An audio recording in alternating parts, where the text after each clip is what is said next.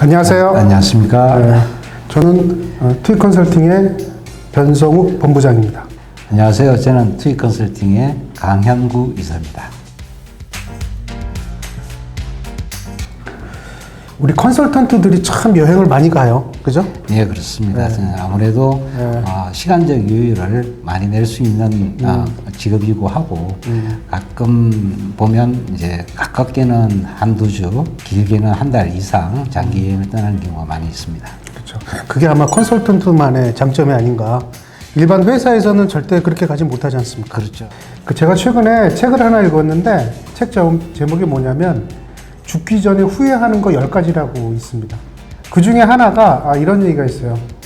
너무 일에만 매몰돼서 살았다, 이런 얘기를 합니다. 우리 컨설턴트들도 사실 짧은 기간 동안 일에만 매몰돼서 사는 분이 종종 있어요. 보면 일 중독. 가끔씩은 여행을 통해서 나 자신을 찾고 싶었다라는 것이 후회하는 것 중에 하나라고 합니다.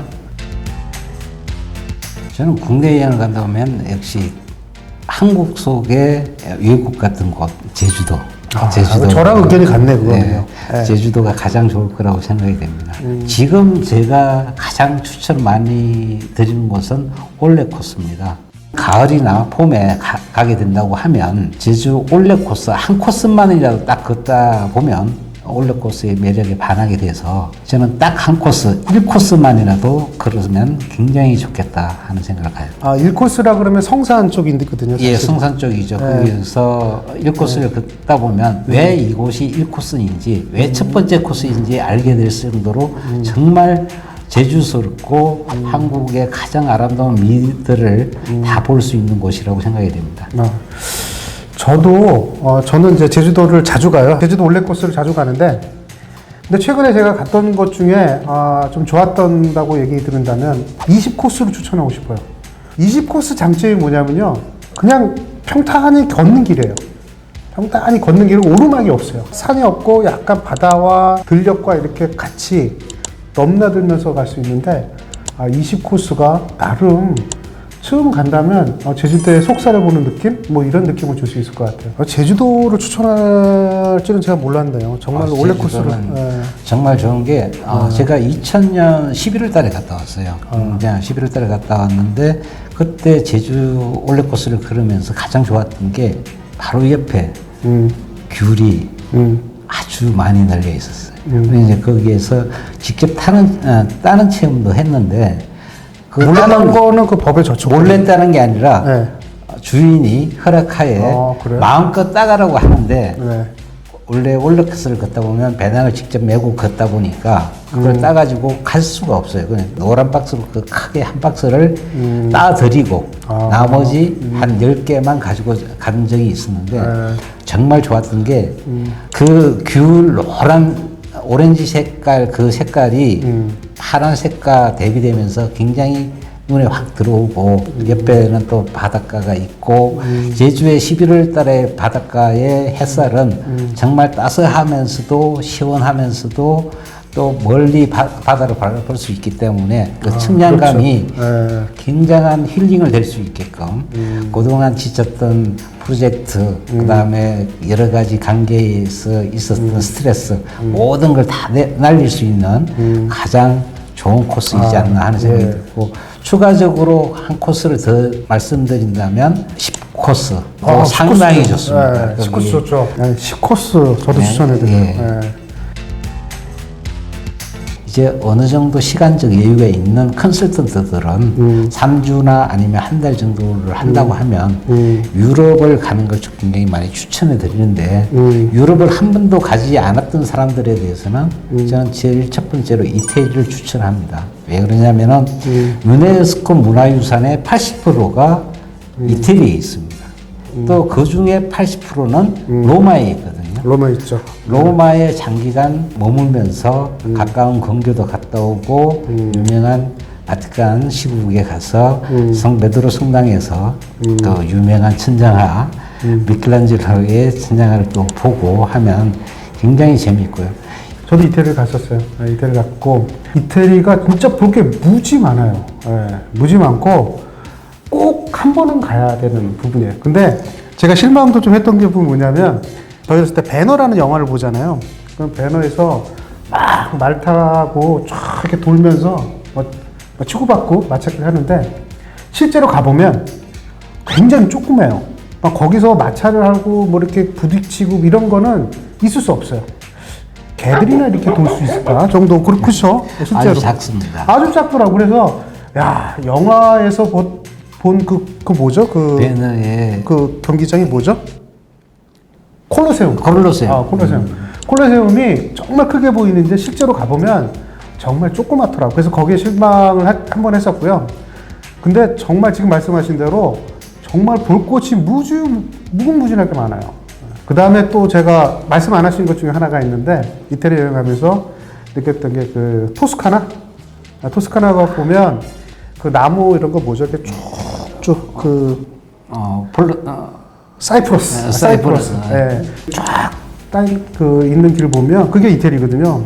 아, 정말 그것도 아름답더라고요. 그렇죠. 네, 정말 아름다워요. 근데 저는 이제 우리 강 기자님하고 조금 다른 생각이 하나 있는 게, 딱 한 군데를 추천한다면 저는 스위스를 추천합니다. 정말 아름다운 도시예요. 어디를 봐도 우편엽서 같은 이런 느낌?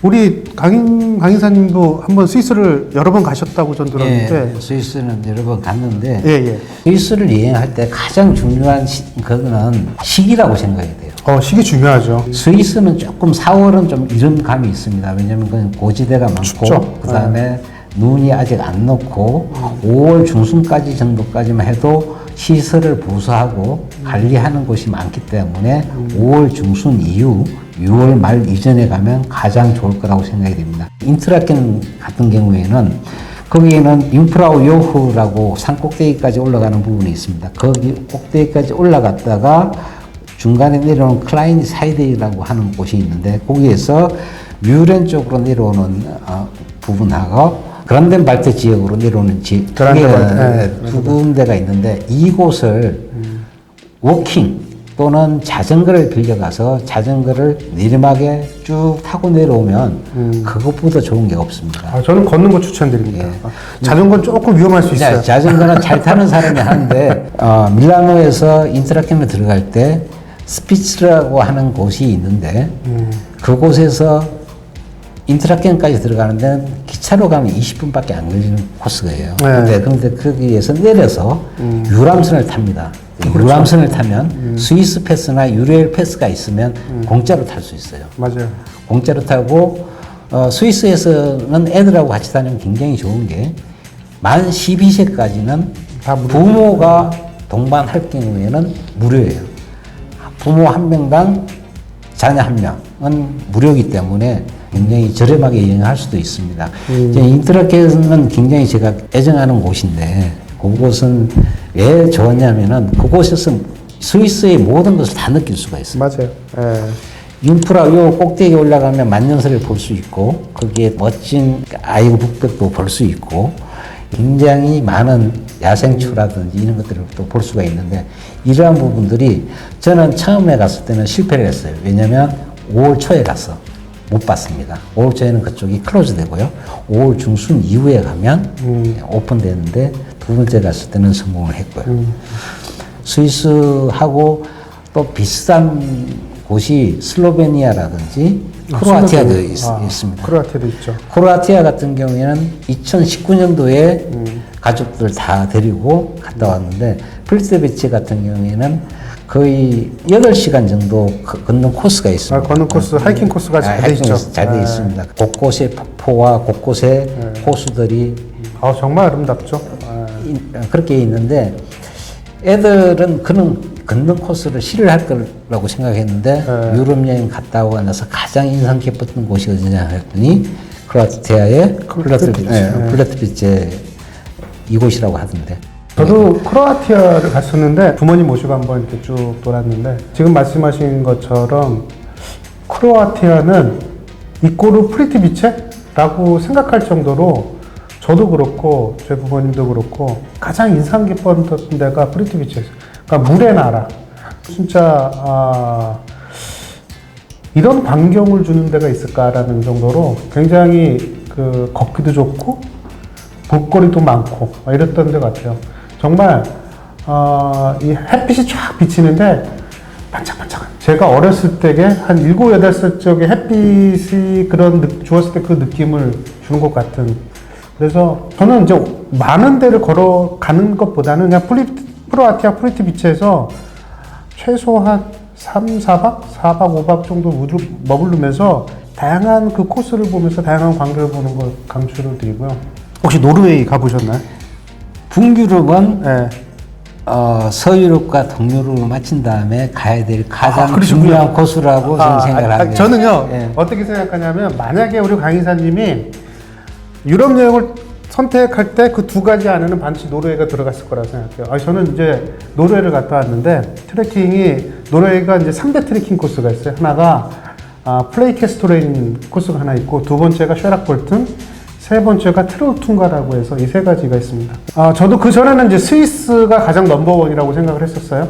근데, 노르웨이를 갔다 와서 느낀 건 뭐냐면, 지구상에 이런 데가 있구나라는 걸 느낀 유일한 곳이었어요. 뭐 스위스는 정말 아름답구나라는 걸 느꼈다면, 노르웨이는 정말 웅장하고, 가까운 것과 멀리 있는 것의 원근감에 대한 경험을 기존에 주지 못한 그러한 광경을 주니까 내 눈이 조금 이상해진다고 할까?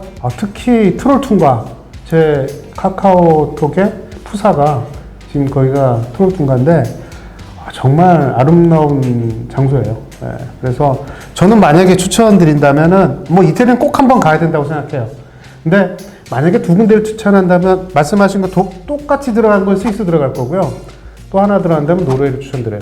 제가 이쪽은 못 느꼈는데, 서유럽이나 이쪽은 못 느꼈는데, 북유럽에 계신 분들은 덩치가 커요.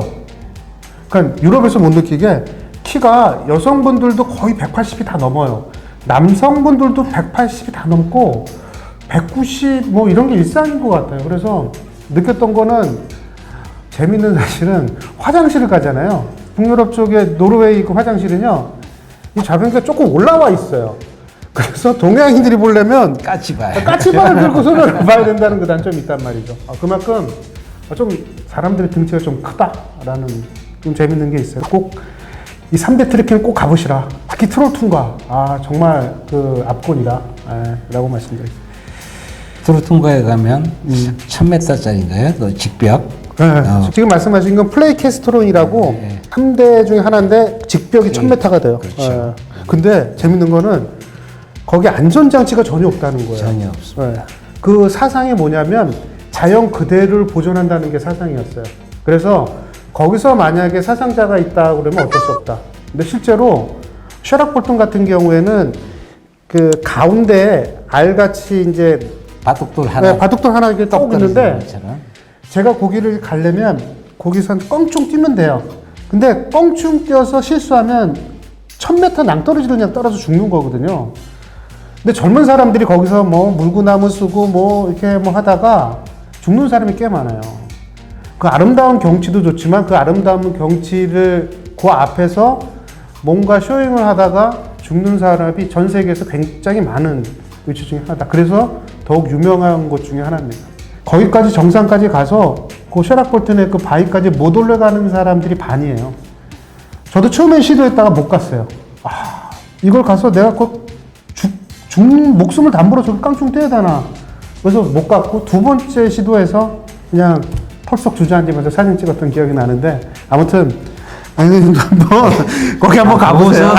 그곳은 저는 안 가려고 합니다. 더 많은 곳을 가봐야 되고 더 나중에 또 하나 이제 트롤퉁가 그 혓바닥에서는 이게 트롤이 그 우리나라로 치면 도깨비고 퉁가라는 게 혓바닥인데 도깨비 혀처럼 이렇게 쭉 나온 거예요. 거기를 이렇게 못 봐요. 이렇게 1000m 밑에기 때문에 딱 엎드려가지고 기어가요. 이렇게 기어가서 이렇게 봐도 이렇게 떨린다 그럴까 그냥. 그곳은 끝에 가면 바람이 굉장히 심하기 때문에 바람이 많이 불어서 바람이 심하기 때문에 몸이 흔들리거든요. 그러면 겁을 먹을 수밖에 없고 그곳에서 걸터 앉아서 사진 찍는 사람들은 정말 강심장이에요. 강심장이에요.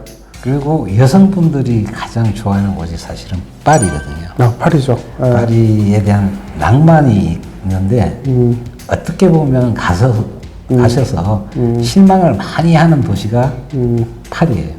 그리고 또 어떤 사람들은 굉장히 좋았다고 하는 것도 파리인데 저 같은 경우에는 파리의 센르강 가서 유명한 그 다리를 갔는데 이건 우리나라로 치면 1000개쯤밖에 안 되는 거예요. 너무 좁죠. 작고 한강에 비하면 3분의 1도 안 되는 거예요. 파리에 가보시면 아침 되면 악취가 풍겨요. 그리고 나서 아침 8시나 7시쯤 되면 깨끗해져요. 청소차가 싹 와서 청소를 깨끗이 하고 지나가기 때문에 괜찮은데, 하지만 조금만 뒷골목에 가면 악취가 굉장히 풍깁니다. 아, 그렇구나. 뭐 하이힐이 유럽에서 똥을 피하기 위해서 만든 그런 신발이라고 하는데, 정말 그래서 유럽 사람들은 양산이나 우산, 그 다음에 하이힐을 많이 신고 다녔던 이유가 옛날에는 하수 처리가 제대로 안 되다 보니까 2층에서 막 오물을 붓기도 하고 이렇게 하다 보니까 그렇고, 그게 존재해서 그런지 몰라도 파리에서는 뒷골목만 가도 아주 악취를 풍기게 됩니다. 파리는 이제 에펠탑이 상징이죠. 상징이죠. 그게 이제 처음 했을 때는 흉물스럽다고 하지만 그 뒤에 매 시간마다 반짝이는 불빛, 그리고 밤 12시에 화이트로 빛나는 그 화이트 에펠, 이 두 가지 때문에 많은 사람들이 가는데, 거기에 갔을 때 가장 좋았던 점은 에펠탑 앞에서 12시에 와인 한 잔하고 그곳에서 이제 즐길 수 있다는 것과, 하지만 12시 돼서 이제 숙소에 들어가게 된다면 택시라든지 우버라든지 이런 걸 이용하게 되는데, 되도록이면 에펠탑에 가까운 곳에 숙박을 두는 게 걸어서 갈 수 있는 곳으로 가면 좋을 거라고 생각이 되고요.